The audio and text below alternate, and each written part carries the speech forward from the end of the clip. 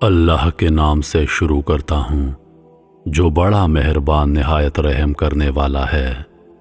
اللہ پاک سے دعا کرتا ہوں کہ اللہ پاک آپ کی تمام جائز خواہشات کو پورا فرمائے، وسیع رزق اور دنیا کی تمام مصیبتوں سے آپ کو اپنی پناہ میں رکھے، آمین۔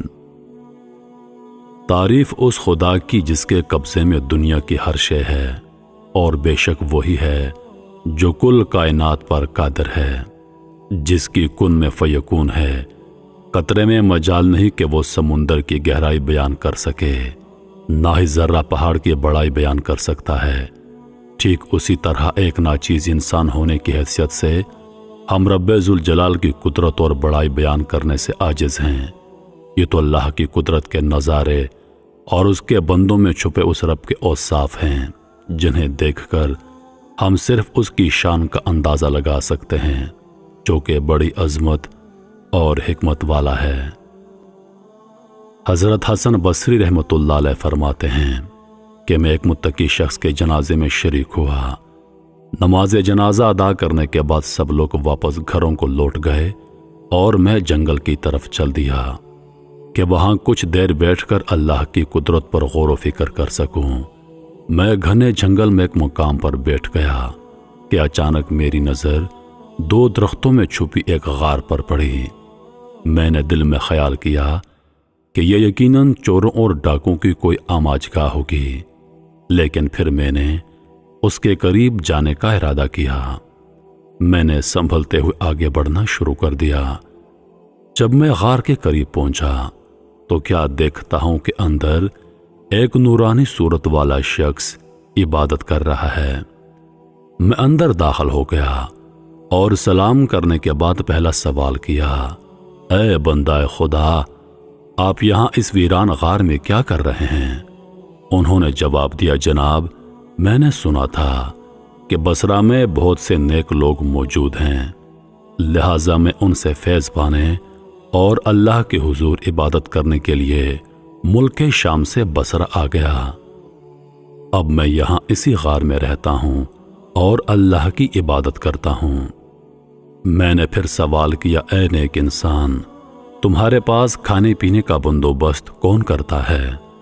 انہوں نے جواب دیا، جب میں بھوک محسوس کرتا ہوں تو درختوں کے پتے کھا لیتا ہوں، جب پیاس لگتی ہے تو ندیوں کا پانی پی لیتا ہوں، اسی طرح مجھ کو سب کچھ میسر ہے۔ میں نے عرض کیا، اگر آپ کہیں تو میں آپ کے لیے کھانے کو کچھ بھجوا دیا کروں۔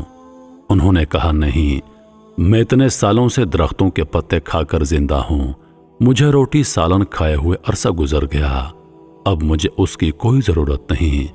میں اصرار کرنے لگا کہ مجھے اجازت دیں کہ میں آپ کی کچھ خدمت کر سکوں اور ہمارے لیے بھی برکتیں لکھی جا سکیں۔ تب انہوں نے فرمایا، ٹھیک ہے، اگر آپ میرے لیے کھانا لانا چاہتے ہیں تو ٹھیک ہے، بس آٹے کی 2 روٹیاں، سالن نہیں، بس تھوڑا سا نمک لیتے آئیے گا۔ میں نے یہ سن کر ان سے اجازت لی اور گھر آ گیا۔ گھر آ کر میں نے 2 روٹیاں بنوائیں اور ان پر نمک رکھ کر واپس جنگل کی طرف چل دیا۔ جب میں غار کے قریب پہنچا تو کیا دیکھتا ہوں کہ غار کے منہ پر ایک بہت بڑا خونخوار شیر بیٹھا ہے۔ میں سمجھ گیا کہ اس درندے نے اس نیک بندے کو اپنی خوراک بنا لیا ہوگا۔ مجھے بہت دکھ ہوا، لیکن پھر بھی میں اپنی تسلی کی غرض سے اونچی جگہ پر چڑھا جہاں سے غار کا اندرونی حصہ دیکھا جا سکے۔ جب میں نے اندر دیکھا تو میں بہت خوش ہوا کہ وہ نوجوان بالکل ٹھیک موجود تھا اور نماز ادا کر رہا تھا۔ میں نے بآواز بلند کہا، اے میرے بھائی، آپ عبادت میں اتنے مصروف ہیں کہ آپ کو باہر کی دنیا کی کوئی خبر نہیں۔ انہوں نے سلام پھیرنے کے بعد مجھ سے سوال کیا، اے اللہ کے بندے، کس بات کے سبب آپ مجھ سے ایسا کہہ رہے ہیں؟ آخر ہوا کیا ہے؟ میں نے جواب دیا، غار کے منہ پر ایک بہت بڑا شیر گھات لگائے بیٹھا ہے۔ انہوں نے جواب دیا، بہتر ہوتا آپ اس ذات سے خوف کھاتے جس نے شیر کو پیدا کیا ہے، نہ کہ شیر سے۔ پھر وہ شیر کی طرف متوجہ ہوئے اور فرمانے لگے، اے درندے، اگر تو یہاں میرے رب کے کسی حکم پر قادر ہے اگر مجھے نقصان پہنچانے کا تم کو حکم ملا ہے تو میں تجھے روک نہیں سکتا، لیکن اگر ایسا نہیں ہے تو یہاں سے چلا جا کہ تو میرے اور میرے بھائی کی ملاقات میں خلل ڈال رہا ہے۔ ابھی اس بندے کی بات مکمل نہ ہوئی تھی کہ وہ شیر وہاں سے ایسا بھاگا جیسے اسے اپنا شکار نظر آ گیا ہو۔